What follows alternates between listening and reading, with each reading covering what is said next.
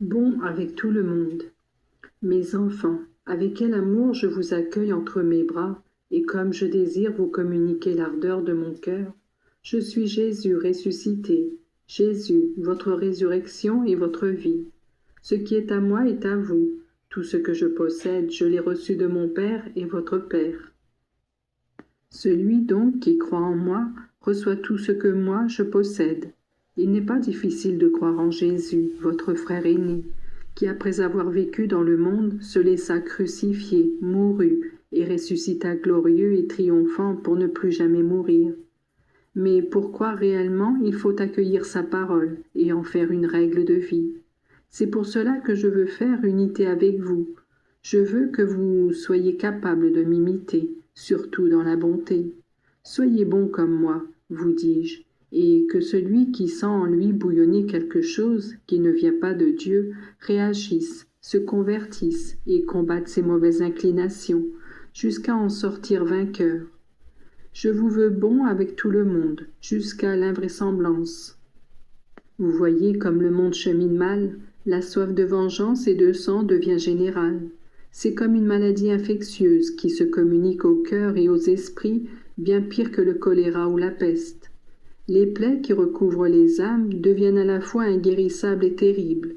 Vous, soyez bons, que votre bonté ne se limite pas à s'exercer envers les bons, envers ceux qui vous aiment, mais étendez-la à tout le monde.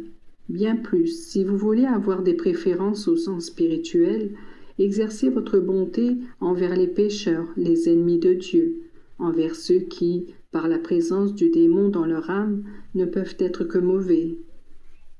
Mes enfants, la violence fait de plus en plus de victimes. Par votre bonté tissée de prière et d'amour, embrassez ceux qui ont au cœur la haine et l'acrimonie. Soyez bons comme le Père qui est dans les cieux, vous ai-je dit, et je n'entendais pas vous dire que vous pouvez atteindre un degré infini, mais que vous pouvez aimer avec le cœur de Dieu. Unissez-vous à lui dans l'amour. Si vous aimez dans le vrai sens du terme, vous saurez pratiquer la vraie bonté. Je vous dis encore, soyez bons et sachez aller au-devant de tous pour comprendre les préoccupations, les désirs et le martyre de chacun. Agissez comme le faisait et comme le fait ma maman. Qu'aucune souffrance ne vous laisse insensible. Pour le seul motif qu'elle souffre, une personne est digne de votre compréhension et de votre bonté. Ne vous perdez pas à chercher si elle-même a été la cause de sa douleur. Soyez bons, je vous en prie, si vous voulez me ressembler. Je fus conduit au gibet et je ne proférais pas d'imprécations, je ne maudissais pas, mais je justifiais tous les hommes, je les réconciliais tous avec Dieu à travers mon offrande. Tel fut mon désir. Et puis, si beaucoup refusèrent mon don d'amour, ce n'est pas pour autant qu'a fait défaut ma bonté. Qu'il en soit de même pour vous aussi. Et si après avoir été bon et avoir aimé tout le monde avec le cœur de Dieu, vous en êtes mal récompensé par les hommes, il y aura pour vous une récompense infinie dans le ciel, qu'il vaudra la peine de conquérir. Si vous regardez autour de vous, vous voyez le déferlement du mal, mais vous voyez aussi beaucoup d'âmes bonnes. Eh bien, soyez vous aussi des âmes de bonté qui font alliance avec d'autres. S'il s'agit d'une bonté vraie, vous formerez une armée et vous serez imbattables. Demeurez unis et ne cherchez pas d'inutiles subtilités pour vous juger et vous diviser.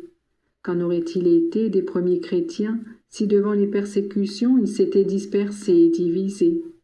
Il aurait manqué cet exemple merveilleux de charité fraternelle, qui fut l'attrait le plus fort vers le christianisme. Unis dans la foi, dans les sentiments, dans l'action de bien, soyez solidaires et unis également dans la douleur, afin qu'il n'arrive pas ce qui se produisit pour moi lorsque je fus capturé et conduit au prétoire. Pierre me renia et les autres s'enfuirent.